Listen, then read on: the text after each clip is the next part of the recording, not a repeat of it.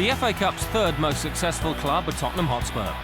The story began in 1901 when, as a non-league club, they broke the northern stranglehold on the trophy. Pioneers of association football in the country's capital, they were again victorious in 1921, still London's only cup winners. 40 years would elapse until further glory. In 1961, this innovative club, already champions, claimed the century's first league and cup double. Bobby Smith and Terry Dyson scored as Leicester were beaten 2-0. Tottenham set standards, fluid passing with a strong emphasis on style, and a year later Burnley were beaten 3-1. Jimmy Greaves and Bobby Smith again amongst the goals. A year later, Spurs became the first English team to win a European trophy. In 1967 came Cup number 5, Jimmy Robertson and Frank Saul scoring to beat Chelsea 2-1. But a barren period in the 70s called for another dose of that Tottenham pioneering spirit. In 1978, the arrival of 2 World Cup winning Argentinians caused a sensation. More glory for Spurs would follow.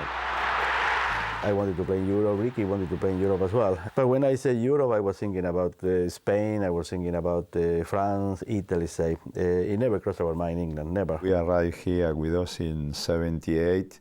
We started hear about the FA Cup and the traditional cup in England, and the final is Wembley, and we talk with Ozzy. We must play at Wembley, we must win in that cup if we can. In 1981, Ozzy and Ricky had their chance. But Manchester City went 1-0 up, thanks to a Tommy Hutchinson header.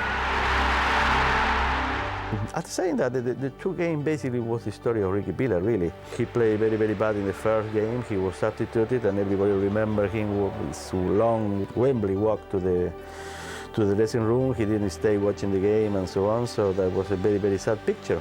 I remember very disappointed with the manager take me off, and I walk in the dog track, you know, very, very unhappy.